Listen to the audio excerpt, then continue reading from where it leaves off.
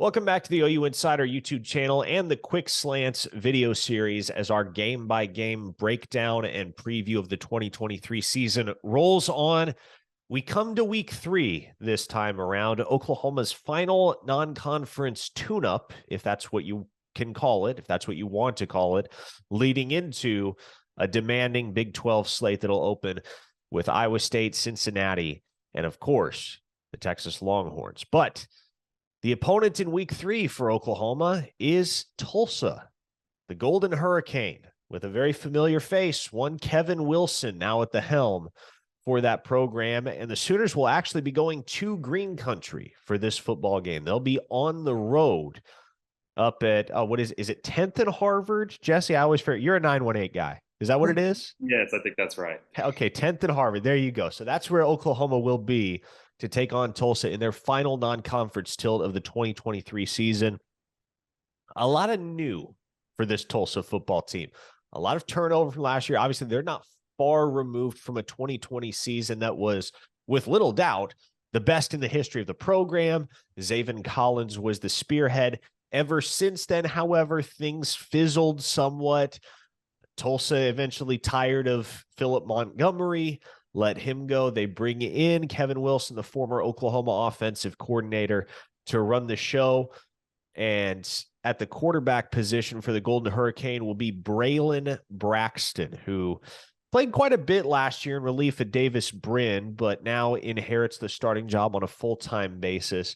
Tulsa loses their top wide receiver from last year in Keelan Stokes, who graduated. They do bring in the exciting Oklahoma State transfer in Braylon Presley, a guy that if you grew or if you have spent time around the state of Oklahoma over the last few years, you no doubt caught wind of some of Braylon Presley's incredible highlights while he was playing high school ball up at Bixby. So big addition there for the Tulsa offense. But on paper, Jesse, much as is the case for Arkansas State and to a lesser extent SMU, this is a Tulsa team that ought to be overmatched by Oklahoma's talent on both sides of the ball. Yeah, I'm going to spoil my schedule series I've been doing at OUinsider.com, where I'm ranking each opponent, on OU schedule. It is always interesting when OU and Tulsa face off, considering their proximity, and they haven't faced off very much. They've only played 8 times. In both of their histories, OU has won all 8 games. It is always neat to see the team from Norman play the team from Tulsa, but when you look at last year, they finished with a 5-7 record. Got rid of Philip Montgomery, as you mentioned, bringing in Kevin Wilson. I think Kevin Wilson faces a pretty uphill battle in year 1 in Tulsa. Not that he can't turn the program around, not that he can't do good things, but they've lost a lot of talent from last year. And I do think it's going to be a huge culture shift with this coaching change. And, I think, this is a road game by all intents and purposes for OU, but it's about a 2-hour drive.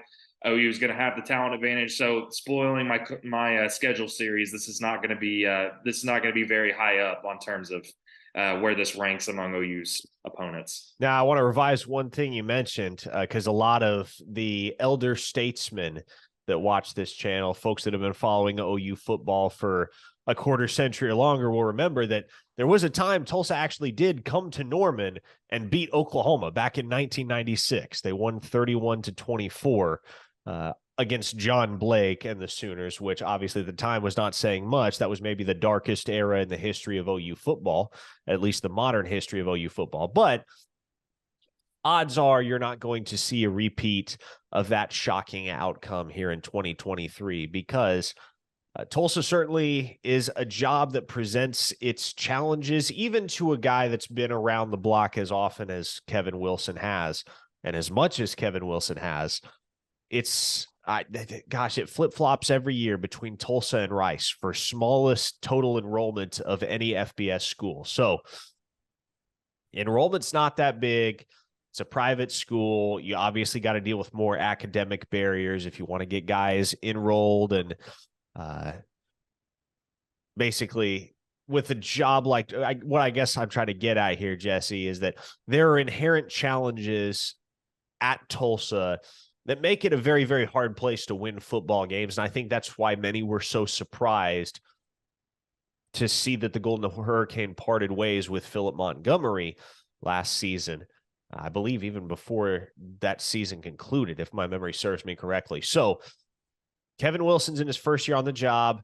There is some talent there. We mentioned Braylon Presley. That's a guy that's always a threat to score when he's got the football in his hands. But winning at Tulsa, winning for Kevin Wilson is not going to come in year one. There are simply not enough building blocks there yet. So as we look at this matchup, pretty safe to conclude it's going to be nothing more than a practice run for Oklahoma as they get ready to do battle with the regular foes of their Big 12 slate that include Iowa State and include Texas and TCU and a couple of the newcomers in UCF and BYU, as well as Cincinnati. So to me, this is more about what Oklahoma can accomplish with the second teamers in the game. How quickly can they get some of the youngsters some on-field action up there in Green Country?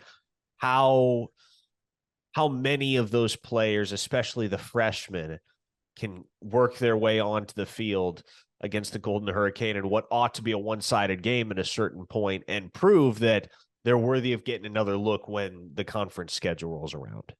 Yeah, absolutely. And I want to correct myself real quick. I apologize. The two teams have played 13 times overall. OU has won 12 of them, and the one win, like you mentioned, came in the John Blake era in the 90s. Having said that, you know, when you look at historically how much OU has dominated this, I don't think there's any reason to think this is going to change. You look at Tulsa's numbers last year. They were in the bottom, 15 in defense. They gave up over 33 points per game.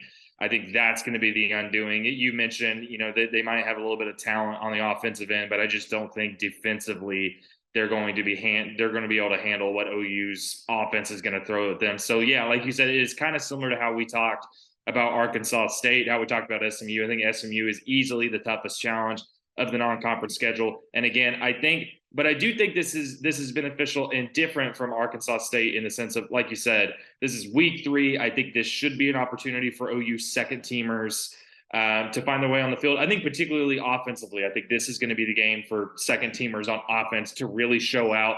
This is kind of your last, your last ability or their last ability to show out before the conference schedule really gets going. So I think that's going to be the most interesting part. And I think it also comes with some expectation that they should have success, given that Tulsa's defense is probably not going to be much better than last year. So I think if you're looking for a storyline, obviously it's OU going to Tulsa. That's always a little special, but can Jackson Arnold, can some of those second teamers have some success? Yeah, you got any concerns at all, Jesse, about this being the first road game of Oklahoma's season? Naturally, we're not talking about, for instance, their trip up to Lincoln last year, which was the first road game of the Brent Venables era, and you worried about 80,000 strong walking into Memorial Stadium and what might happen if Nebraska was able to get up early on Oklahoma and get some crowd momentum behind them. But Skelly Field only holds 30,000 people. Again, the odds that Tulsa gets up on Oklahoma even early are not that high. Any apprehensions about the very nature of this being a road game for Oklahoma?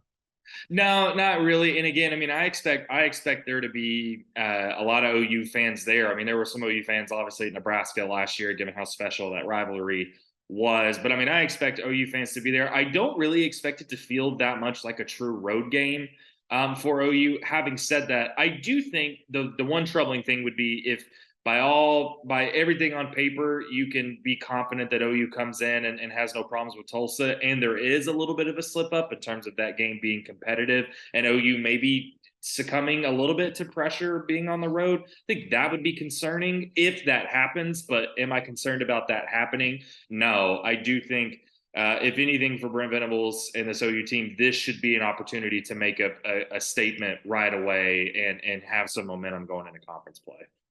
Well, fortunately, Jesse, we're now past the, I hate to call it boring because it sounds like I'm dissing the Sooners non-conference opponents, but the first 3 previews of the 2023 season are obviously a lot less packed with compelling storylines and provide a lot less of a platform for insightful commentary because it's Arkansas State and SMU and Tulsa, 3 teams that Oklahoma ought to beat handily.